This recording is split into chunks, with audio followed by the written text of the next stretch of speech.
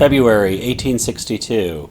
Ulysses S. Grant has broken the stalemate in the Western Theater by taking Fort Henry on the Tennessee River and Fort Donelson on the Cumberland River. Union warships can now penetrate into the Deep South by going up the Tennessee River. The Confederate Western Front breaks open. Nashville is vacated on February 15. General Albert Sidney Johnston pulls rebel armies from Nashville to Murfreesboro and then further south into northern Alabama. Meanwhile, General Don Carlos Buell's 40,000-man Army of the Ohio advances from Louisville, Kentucky to Bowling Green and then on to occupy Nashville on February 23rd. The first major Confederate capital has fallen. Now, to the west on the Mississippi River, the once impenetrable Confederate stronghold under Polk at Columbus, Kentucky is now vulnerable. That garrison must now abandon their fortified works and pull back to New Madrid, Missouri. Meanwhile, General Pierre Beauregard has arrived in Jackson, Tennessee from the Eastern Theater. With the Union front advancing over a wide area, Johnston reestablishes the Western Confederate center at Corinth, Mississippi, a critical rail point. The Union is on the move too. On March 13, Union General Pope hits New Madrid, and the rebels retreat to nearby Island No. 10 on the Mississippi River. The defense of the Mississippi will tie up valuable rebel soldiers from Johnston's land campaign that is now reforming at Corinth, Mississippi. Nevertheless, Johnston and Beauregard collect the scattered rebel armies of the West and reorganize them at Corinth. Zooming out, we can see the continental scale of this operation. Johnston pulls 5,000 men from New Orleans under Ruggles, 10,000 men from Mobile and Pensacola under Bragg, and 10,000 men from Polk's Mississippi River defenses. The converging forces at Corinth now amount to 40,000 men by the beginning of April 1862. Johnston reforms these commands into the Army of the Mississippi. But Corinth also catches Grant's eye. Corinth is accessible by river transport up the Tennessee River, followed by a short march. Its capture would cut transport and communication lines between the Mississippi region and the East Coast. Through Corinth runs a railroad line from Memphis, Tennessee in the west to Decatur, Alabama, then back up to Chattanooga, Tennessee, and on to Atlanta and the east. Grant is on the move. His new headquarters is Savannah, Tennessee. We will zoom in to the local region. The Tennessee River is highlighted in bright blue. Grant's headquarters is at Savannah, but his Army of the Tennessee is unloading further up the river at a nearby landing called Pittsburg Landing. The unloading Union armies are just 20 miles northeast of Corinth, where the Confederate Army under Johnston is located. Grant plans to strike once his army rendezvous with the other Union Army of the West, the Army of the Ohio under Buell, which in the first days of April 1862 has advanced to Columbia. Despite the approaching Union armies, Johnston and Beauregard see an opportunity. With the Union armies of the West divided, Johnston can strike Grant's isolated Army of the Tennessee before Buell arrives. The preparations for an attack on Grant's forces are made. Let's take a closer look at Pittsburg Landing and the surrounding area where Grant's 40,000-man army is forming. The Tennessee River runs from south to north here in blue. Pittsburg Landing is highlighted here in yellow. Owl Creek runs above to the northwest. The Tennessee River and Owl Creek form natural boundaries for the armies. The terrain is largely wooded. Removing the tree cover shows ravines caused by streams. We have the Dill Branch just south of Pittsburg Landing and the Tilghman or Glover Branch that runs south to north here. The Shiloh Branch runs across the southern region of this area. So we have an uneven wooded landscape, but there are country roads that provide orientation. The road from Corinth follows from the southwest. The Corinth-Pittsburg Road bends from here northeasterly to Pittsburg Landing. The Eastern Corinth Road parallels the Corinth Road. The Peabody Road runs perpendicular to these roads here. The Hamburg-Purdy Road is set behind the Peabody Road. The Hamburg-Savannah Road cuts from the northwest to the southeast. The Pittsburg Landing Road runs perpendicular from the Tennessee River to the Hamburg-Savannah Road. Finally, there is a sunken country road in orange intersecting near the center. A Methodist church called Shiloh is shown here with a yellow cross along the Corinth Road, and a peach orchard is at the intersection of the Hamburg-Savannah Road and the sunken road here. The distance between the Shiloh church area and Pittsburg Landing is 2.5 miles. In the first days of April 1862, Grant's divisions have camps spread out over this region. At the front, Sherman's camp is near the Shiloh church. Prentiss' division is at the intersection of the Peabody Road and the Eastern Corinth Road. Sherman and Prentiss at the front are composed of largely green recruits, but behind them are more experienced outfits. Hurlbut's division is near the intersection of the Hamburg-Savannah Road and the Corinth-Pittsburg Road. McClernand is on a country lane above the Corinth-Pittsburg Road.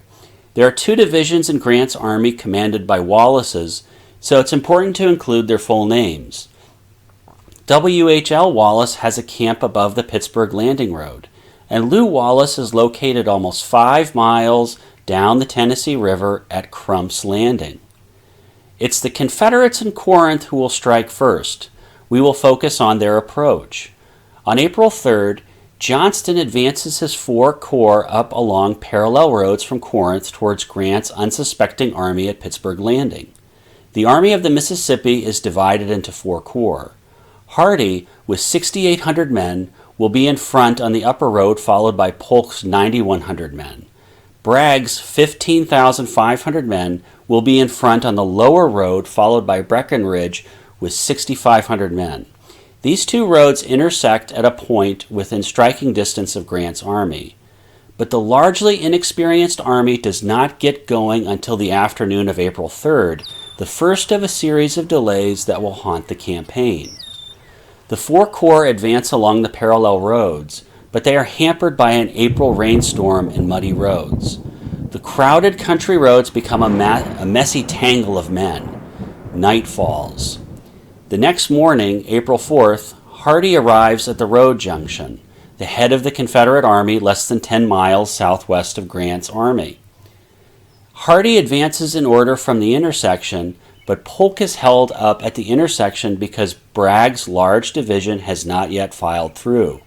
The delay will be costly, as the attack will have to be postponed yet again until the units are deployed in order through the intersection.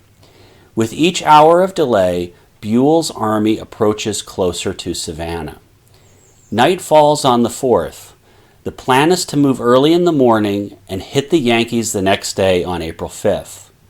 On this same night, April 4th, during that spring thunderstorm that bogged down the Army of the Mississippi on the road from Corinth to Pittsburg Landing, another operation in the theater is underway. Flying 113 miles to the northwest to New Madrid, Missouri, the Union ironclad the Carondelet sneaks past Confederate defenses at Island No. 10, the current rebel stronghold on the Mississippi River. Union General Pope now has an ironclad through the defensive gauntlet, and Island No. 10 is endangered. Morning comes. It's April 5th. Johnston's columns get in motion early, but the roads are drenched from the previous rains, and the attack will be delayed another day. However, by the late afternoon of April 5th, the Army of the Mississippi is now in line. We will zoom into Johnston's front. Hardee is in front, less than 2 miles from Shiloh Church and Sherman's camp, and less than 4 miles from Pittsburg Landing. Hardee's line at the front is composed of the brigades under Claiborne, Wood, and Hindman. Bragg's line is behind Hardee. His massive corps has 6 brigades. But Bragg advances Gladden's brigade forward to the right, covering Hardee's right. Behind Bragg is Polk with 4 brigades on the left and Breckinridge with 3 brigades on the right. These movements on April 5th are not going to go completely undetected by Union pickets. On the Union side, the 53rd Ohio, the most forward outfit in Sherman's division, reports rebel infantry just in the woods. Sherman hears the reports that might be the realization of his own greatest fears, but he dismisses the reports, possibly to avoid further rumors about his emotional competency. Then shots ring out. A nervous quartermaster from the 53rd Ohio goes back to tell Sherman that the enemy is at hand. This time Sherman sends a message to the 53rd's colonel telling him to take his regiment back to Ohio. There is no enemy nearer than Corinth. The shots were fired by Hardee's pickets, who have advanced to Sherman's front. Nerves are also strained on the Confederate side. Beauregard fears that Grant has already been reinforced by Buell's Army of the Ohio, but Johnston remains intent on attacking the next day. Johnston says, "I would fight them if they were 1,000,000. That same night, April 5th, Don Carlos Buell arrives at Savannah with Nelson's division, the forward division of the Army of the Ohio. The remainder of Buell's army is miles behind, but they are expected to arrive in the coming days. As night falls, the Confederates are assembled southwest of Pittsburg Landing, with Hardee's corps in front, followed by Bragg. Polk is to follow after Bragg, and Breckinridge will be held in reserve. Now on the Union side, General Prentiss hears from cavalry that there are reports of enemy nearby, so he widens his pickets lines 1.5 miles forward to the Corinth road. But Grant's Army of the Tennessee at large has no idea that 40,000 Confederates are now assembled just beyond their front pickets. We will zoom in to the Union front lines as they are taking shape during the night. Prentiss' division with 2 brigades, one under Peabody and the other under Miller, are camped at the forward position at the junction of the Peabody and eastern Corinth roads. Sherman is on his right at the Shiloh church, which is shown by the yellow cross. 2 of Sherman's brigades are formed on a ridge near the Shiloh church. Buckland is west of Shiloh church, and Hildebrand is just east of the church. Sherman's other brigades are stretched across the area. Further to the west, McDowell guards the bridge on the Hamburg-Purdy Road over Owl Creek, the extreme right of the Union line. And clear down the Hamburg-Purdy Road, on the opposite flank, is another one of Sherman's brigades under Stewart, which holds the ford over Lick Creek, the extreme left of the Union line. Federal picket lines extend about 1.5 miles beyond the camps, unaware that they are a stone's throw away from the entire Western Confederate Army. The sun fades and the wee hours of April 6 begin. At 3 a.m., General Prentiss receives reports from his pickets that rebel infantry are in the near. Prentiss sends the 21st Missouri under Moore from Peabody's brigade forward toward the junction of Corinth Road and a country lane to support the picket line. As Moore advances his regiment, the picket lines are falling back. A fight is underway. Moore advances, hitting Wood's brigade and Hardee's corps. Prentiss sends up the whole of Peabody's brigade to the firing line. Daylight, 6 a.m. The sounds of fire in the wood reveal that this is no skirmish. Prentiss has now committed both of his brigades in full to the forward line. Peabody advances near the Corinth Road, and Miller is directly east on the eastern Corinth Road. The Confederate front line under Hardee advances. Bragg follows behind Hardee with Polk and Breckinridge following behind in reserve. There is a reason why Johnston has been so intent to maintain lines of battle. He has a reserve system in place. As the fighting commences and Hardee engages at the front, Bragg will feed the units forward to support Hardee where needed. And the third line, with Polk and Breckinridge, will be able to reinforce as the attack proceeds. This ensures that fresh units are available along the line to plug in the gaps. Hardee's front widens, and Gladden extends the right wing further. Bragg supports Hardee's right, sending Chalmers' brigade forward beside Gladden. In the center, Wood is supported by Hindman. They strike Peabody. Peabody pulls back towards Prentiss Camp. Likewise, Miller breaks under fire from Bragg's brigades under Gladden and Chalmers. Peabody and Miller pull back to the Peabody Road.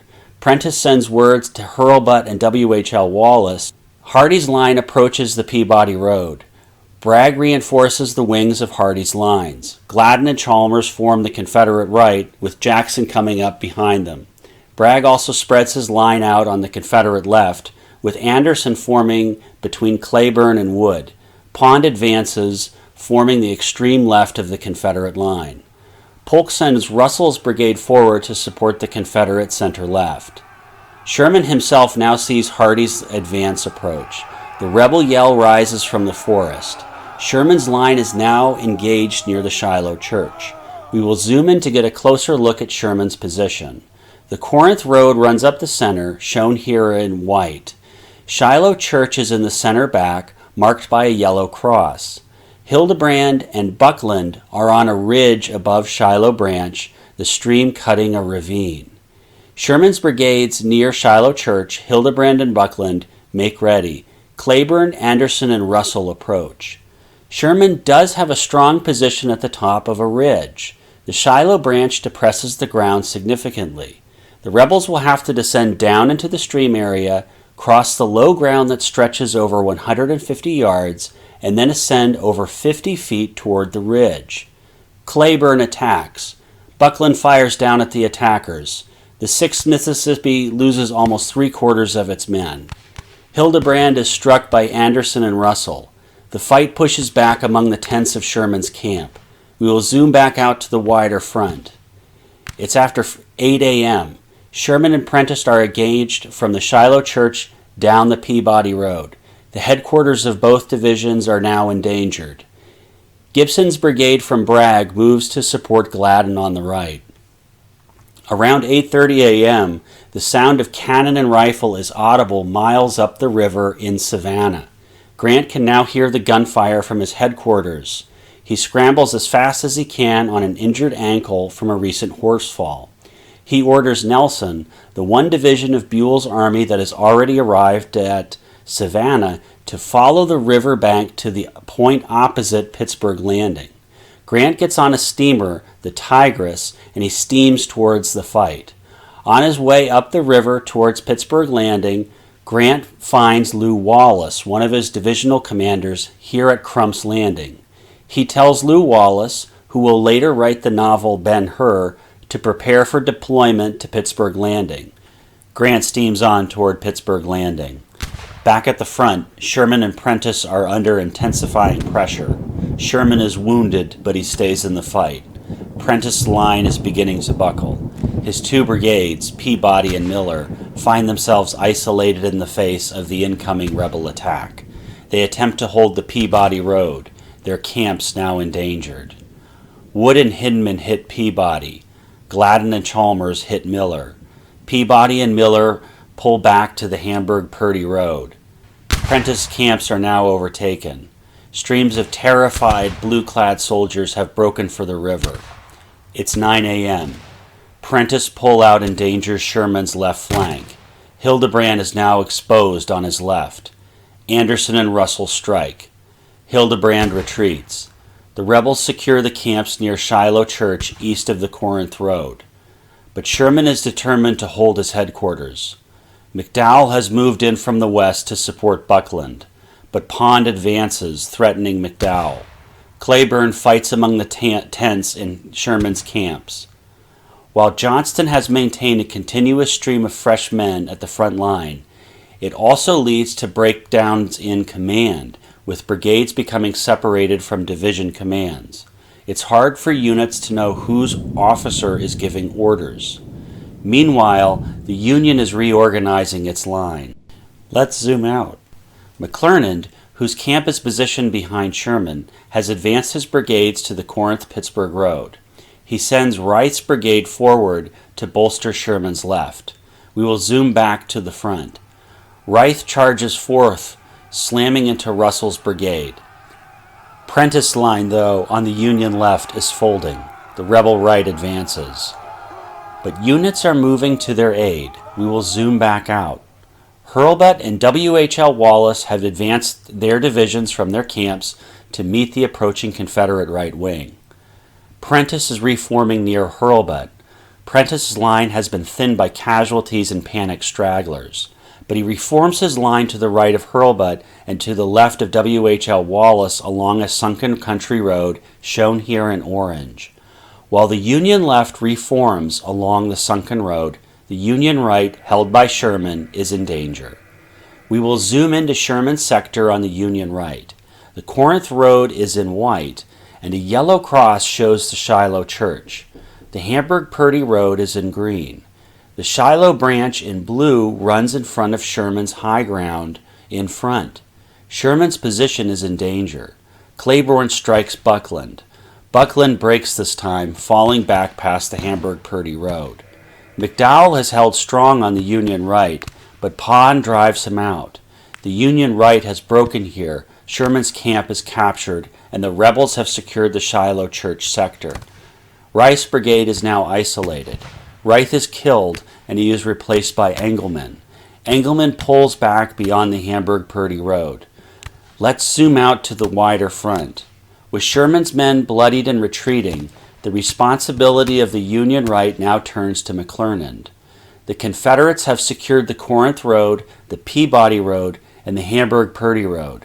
Sherman's camp at the Shiloh Church has been taken here, as has Prentiss' camp here. We can see the Confederate line has progressed 1 mile in the first hours of fighting. By about 10:30 a.m., the front has pushed to the Corinth-Pittsburg Road and the sunken road shown here in orange. At this juncture, Grant arrives at Pittsburg Landing. The chaos is coming out of the woods in the form of wild-eyed, blue-clad stragglers fumbling back from the front. Instead of panicking, Grant will employ the same coolness he displayed in the face of adversity at Fort Donelson. Instead of seeing problems, he will find solutions. Grant rides to the Union left. Here, Prentiss reforms his division between W.H.L. Wallace and Hurlbut. Grant sends for Lew Wallace back at Crump's Landing. He also sends for Nelson's division, which he had earlier instructed to advance down the bank of the Tennessee.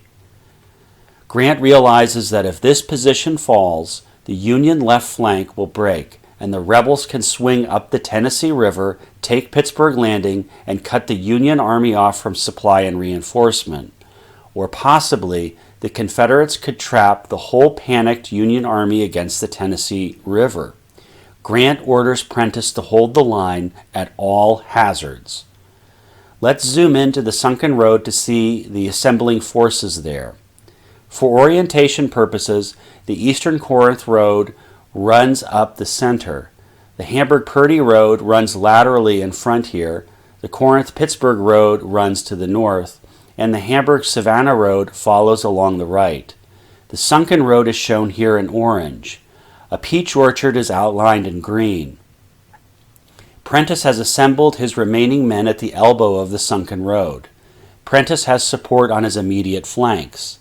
Hurlbut adds 2 brigades to Prentiss' left, one under Lauman and another under Williams. Hurlbut will initially extend his flank beyond the peach orchard. W.H.L. Wallace adds 2 brigades to Prentiss' right, one under Tuttle and the other under Sweeney. W.H.L. also places another brigade under MacArthur on the extreme left beyond Hurlbut. Let's zoom back out. With the Union left reformed along the sunken road, Grant rides to the Union right. We will zoom into this section of the Corinth-Pittsburg Road to see the reforming Union right. The Corinth Road runs northward. The Hamburg-Purdy Road runs through to the southeast, and the Corinth-Pittsburg Road runs to the northeast. The Shiloh Church from which Sherman has pulled out is shown with the yellow cross. Grant finds Engelmann pulling back to the Corinth-Pittsburg Road, reforming to the right of McClernand's other brigades, Marsh and Hare. Sherman reforms his broken brigades under McDowell and Buckland to McClernand's right and rear. Hurlbut sends Veach's brigade over to the support of Sherman and McClernand. Artillery is assembling directly at the front. Artillery is going to be used differently at Shiloh than in battles in the east. Out east, cannon will be placed on high ground to fire long distances. But here, in heavily wooded western Tennessee, cannon will be brought right up to the front line and used like giant shotguns, blasting holes point blank into enemy lines. Beauregard has made Sherman's captured camp at Shiloh his headquarters. The Union knows the attacks will be renewed. Pulling back, we can see the reformed Union line stringing from the Sherman and McClernand on the Union right to the sunken road held by W.H.L. Wallace, Prentiss, and Hurlbut.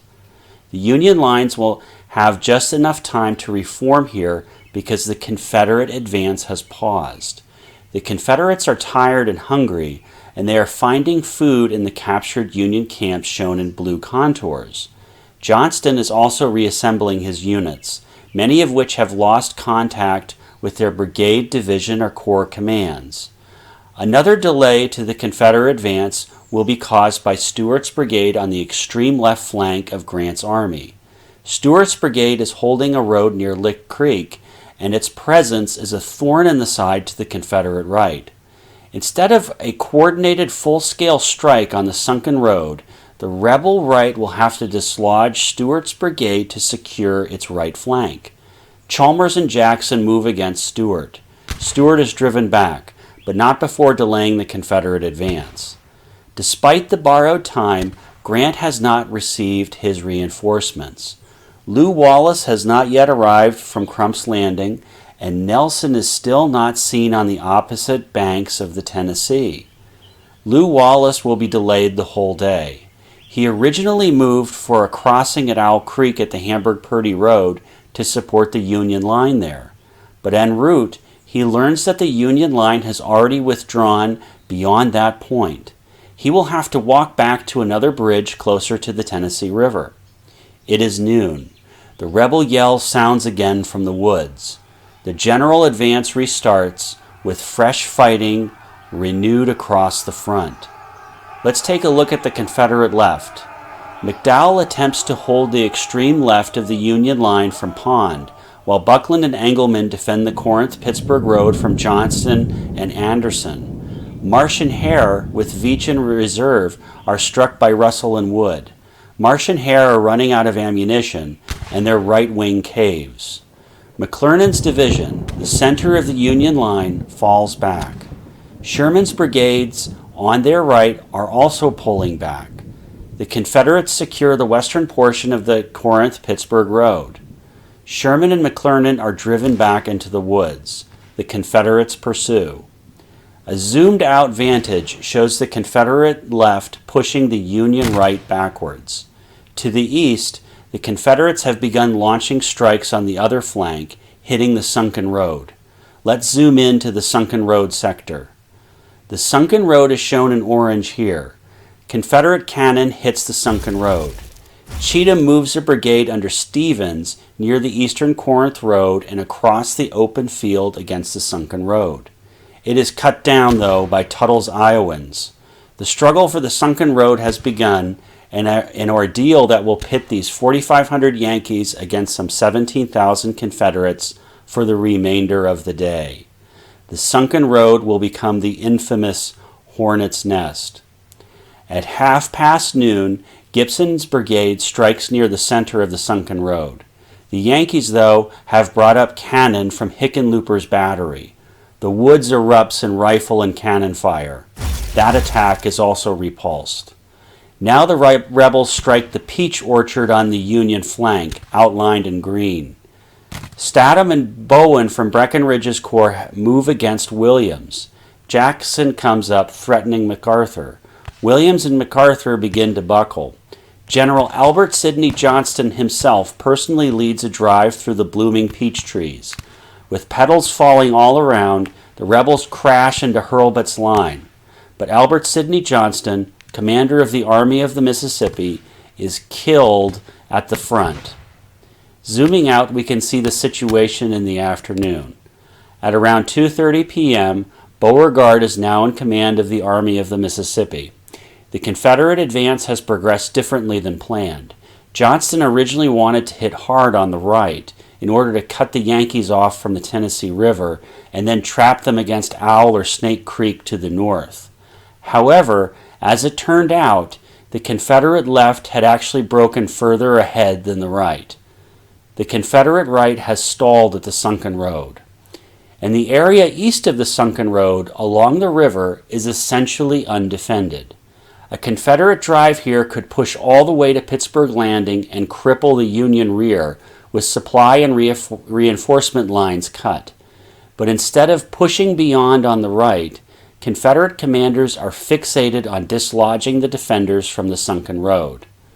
The attacks continue against the Hornet's Nest. The peach orchard, shown here in green on the extreme left of the Union line, is in serious jeopardy. The opposing flank of this sunken road is also endangered.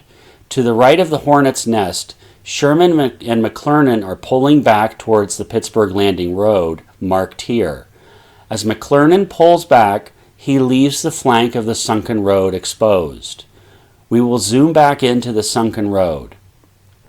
At 3:30, Ruggles brings up over 60 rebel cannon.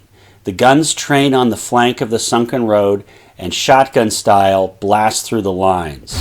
The bombardment lasts for 30 minutes. On the other flank, Hurlbut has been pushed out from the peach orchard. The extreme left of the Union line is peeled open, exposing Prentiss in the sunken road. Zooming out, we can see that Hurlbut has fallen back from the sunken road toward McClernand and Sherman's positions. Some outfits have already retreated to the Pittsburg Landing road shown here. If the Confederates take this road, Grant's army will be severed from the Tennessee River. Back at the sunken road, Prentiss and W.H.L. Wallace realize that the entire Army of the Tennessee is pulling back to the Pittsburg Landing road. But these two commanders decide to stay, remembering Grant's order to hold the line at all costs. Bragg and Breckinridge begin to encircle them. Prentiss recalled, "When the gallant Hurlbut was forced to retire, General Wallace and myself consulted, and agreed to hold our positions at all hazards, believing that we could thus save the army from destruction." Prentiss extends his lines along the road in an effort to cover the areas vacated by Hurlbut. Prentiss and W.H.L. Wallace have held the sunken road for 5 hours. Chalmers and Jackson advance around Prentiss' flank. Breckinridge's reserves under Bowen and Statham push up from the Peach Orchard area. Gladden approaches up from the eastern Corinth road. The massive attack unfolds. Then W.H.L. Wallace is terribly wounded. Tuttle and Sweeney try to withdraw, but they find themselves surrounded. Some regiments fight their way through, heading for Pittsburg Landing. Yet entire regiments are captured. 429 men from the 4th Iowa are captured, as are 379 men from the 8th Iowa. But Prentiss, in the center, holds the line until the end. The Confederates move in.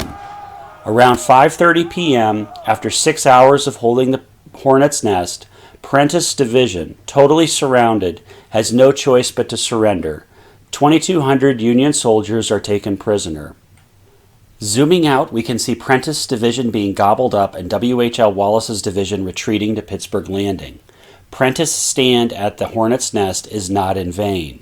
Prentiss gave McClernand, Sherman, and Hurlbut time to regroup several outfits in their command. Grant has reformed the Army of the Tennessee along a 1.5-mile line, extending from Pittsburg Landing in the east, elbowing at the road junction, and following up the Hamburg-Savannah road to the northwest. This position must be held to secure the river landing on the Union left and to secure the roadway that Lew Wallace should be arriving on from the north. The Confederates advance again as the sun fades. Fire breaks out along the center of this position. Pond's Louisianians hit McClernand's center at the Pittsburg Landing road. McClernand's worn men hold off the attack, but many flee for the river. There is still 1 more hour of daylight remaining. The Confederate right still has a shot to take Pittsburg Landing. Let's zoom into the Confederate right. Pittsburg Landing is marked in yellow, the Tennessee River is in dark blue, and the Dill Branch is marked in light blue. 2 brigades, one under Chalmers and the other under Jackson, advance. The evening attack commences. Removing the vegetation, we can see that this evening attack must proceed down into the Dill Branch ravine and then proceed uphill. The uphill can exceed 60 feet in places. Jackson and Chalmers advance. They move down into the Dill Branch ravine and proceed uphill. They are only a few hundred yards from Pittsburg Landing. Grant's flank in front of them is weak, with only Hurlbut's tired units holding the road. But Grant has placed artillery along the periphery of the landing, and two Union timberclads, the Tyler and the Lexington, arrive, holding near Pittsburg Landing. Cannon blasts from land and river.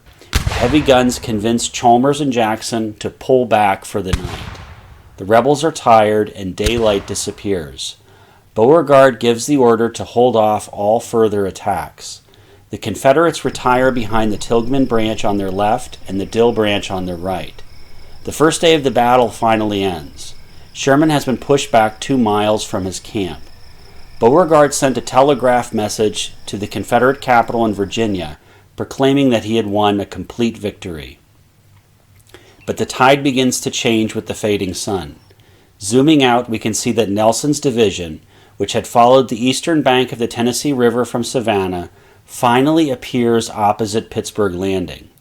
Nelson ferries across the river, the first round of reinforcements from Buell's army arriving now on the field.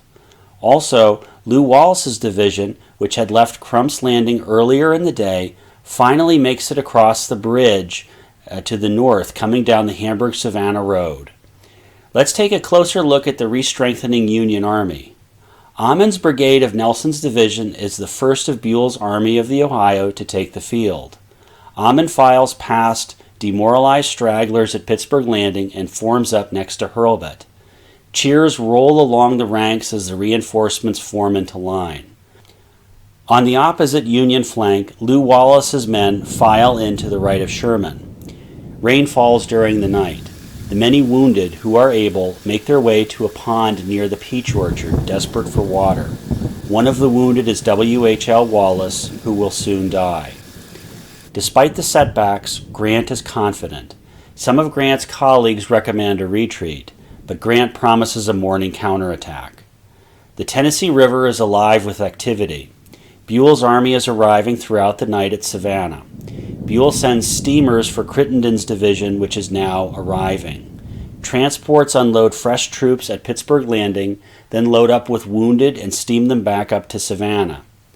Each hour the Union Army becomes more powerful, each boatload replacing the day's casualties and the stragglers. Meanwhile, the two Union gunboats fire at regular intervals. Due to the terrible rains and bombardments, many Confederate units will pull back from the front to the captured Union tents. Crittenden's men unload at Pittsburg Landing and form up to Nelson's right. Buell has now added 2 fresh divisions to the Union numbers. On this same night, under the cloak of the same rainstorm, there is a simultaneous operation underway. 120 miles to the northwest near New Madrid, Missouri, the ironclad Pittsburg moves under the cover of the rainstorm, maneuvering past the rebel fortifications at Island No. 10. The Pittsburg and the Carondelet have both now cleared the fortified Corkscrew Turn on the Mississippi River, and the most important rebel garrison on the upper Mississippi is now in danger. Back near the Shiloh battlefield, in the wee hours, McCook's division arrives in Savannah, the 3rd division to arrive from Buell's army. The men are shipped to Pittsburg Landing as morning light appears. Zooming into the Union lines, we can see McCook forming on Crittenden's right. Some 20,000 fresh Union troops stand along or near the Pittsburg Landing road. Then, in the early morning, the timberclads, which had fired all through the night, go silent. The Union counterattack is ready. Grant and Buell waste no time with Napoleonic finesse. They have the numbers and supplies to sweep back down the same ground that was lost the previous day. At first light, the advance begins. On the Union left, Nelson and Crittenden approach the sunken road. Let's zoom in closer. Nelson's division is composed of 3 brigades, with Ammen on the left, Bruce in center, and Hazen on the right. Crittenden's division is composed of 2 brigades, one under Smith, set next to Hazen, and the other under Buell.